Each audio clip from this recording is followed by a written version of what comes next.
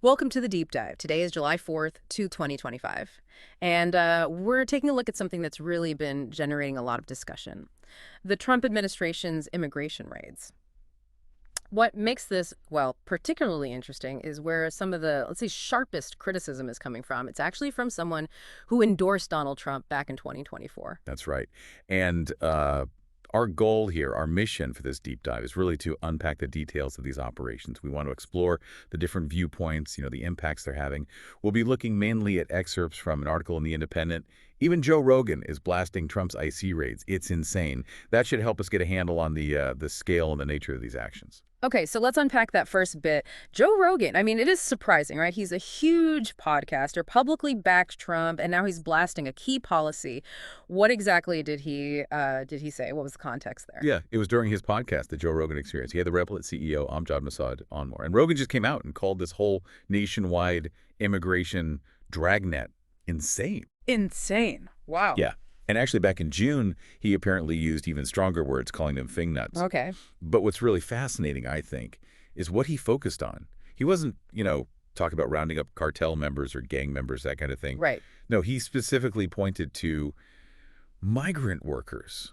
He mentioned, like construction workers showing up for work or gardeners. And he sort of asked incredulously, like, really? Huh. So it raises this big question, who are the intended targets versus who's actually being caught up in all this? Okay, so let's dig into that. What do these raids actually look like on the ground? The administration, as you said, pushed for detaining 3,000 undocumented people a day and, deporting millions rapidly using these aggressive tactics. What does the source tell us about how they're doing it? Well, the source material gives us a pretty clear picture. I mean, these raids happen everywhere. Homes, businesses, residential areas. It gives specific examples, too. Restaurants, farm fields. Farm fields? Yeah, even places like Home Depot parking lots near Los Angeles and a Louisiana racetrack, apparently. Wow, okay. And here's a really critical point that emerges from the analysis.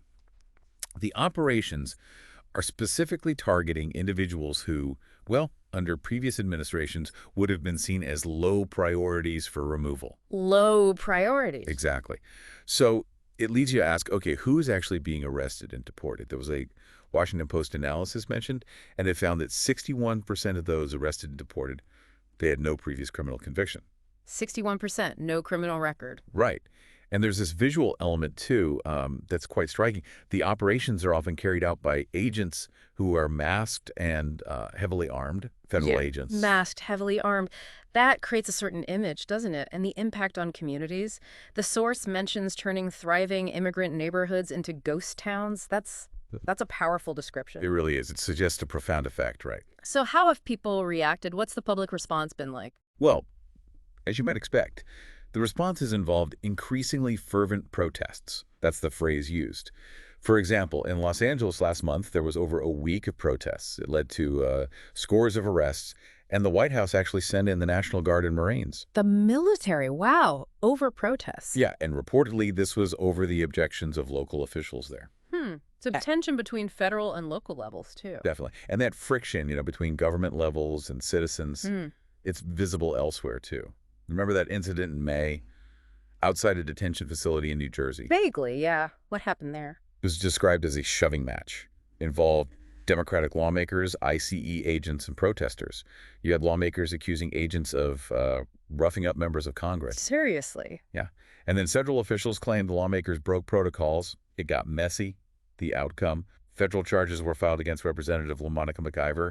Charges against the Newark mayor were also filed, but later dropped. So, real clashes. Absolutely.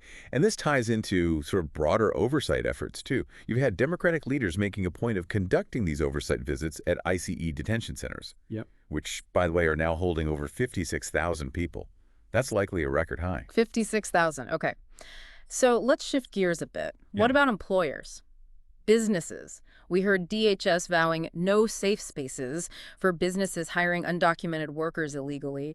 And Tom Homan, the White House border czar, promised more worksite enforcement than you've ever seen. In the history of this nation, yeah. And to flood the zone. Very strong language. Exactly. So has that happened? Are they cracking down hard on employers? Well, this is where it gets interesting. You have that really strong rhetoric, right? But then that same Washington Post analysis we mentioned earlier, it found something quite striking. Out of about 24 businesses that ICE publicly announced raiding, Only one actually faced charges. Only one out of 24. That's what the analysis found.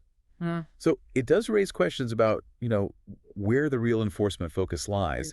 Despite the talk, is it primarily on the individuals or the employers? And adding another layer here, President Trump himself, his own businesses have faced accusations about using migrant labor illegally in the past, right?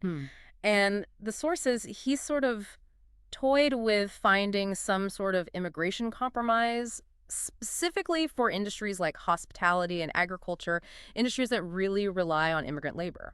That's a really crucial tension, isn't it? He actually mentioned it in an interview. I think it was Fox News Sunday Morning Futures. He talked about working on some kind of a temporary pass. A temporary pass? Yeah, where people could pay taxes. Yeah. And he said where the farmer can have a little control as opposed to you walk in and take everybody away. So a potential softening there, at least in rhetoric. Perhaps. But despite those comments, the immigration officials, according to the source, have insisted that workplace raids will continue everywhere. Right. So mixed signals, maybe? Seems like it. Policy versus practice versus occasional comments. Okay, so looking ahead then, what does the future hold for these operations? The administration put forward that huge spending package, the big, beautiful bill, as it's sometimes called. What does it tell us? It tells us a lot about priorities, I think. Yeah. The scale of the proposed funding is, well, it's massive. The Senate version includes an extra $175 billion for immigration. Billion with a B. Billion, yeah. And nearly $30 billion of that is specifically tagged for enforcement and deportation operations. $30 billion just for enforcement and deportation. Right. I mean, an increase like that, it's unprecedented. It would essentially make ICE the largest federal law enforcement agency, potentially better funded than the militaries of many countries. That's quite something. Puts the commitment into perspective. Okay, so let's try and wrap this up. We've covered a lot in this deep dive. We've seen this really aggressive push for mass deportations, right? The impact it's having, turning neighborhoods into ghost towns, affecting many people without criminal records. And then these really surprising critiques, even from people like Joe Rogan, who you might expect to be supportive. Yeah, it's a complex picture, and maybe the final thought for you, the listener, to consider is this. You have this huge enforcement apparatus being built up, this massive funding increase. But you also have this long-standing economic reality, the reliance on immigrant labor in key sectors. And you have these public reactions, the protests, the political clashes we talked about. So the question really becomes, how can those different goals, immigration enforcement, economic stability, social integration, how can they possibly be reconciled moving forward? And maybe more importantly, what are the sort of long-term consequences of all this for the, for the fabric of American society?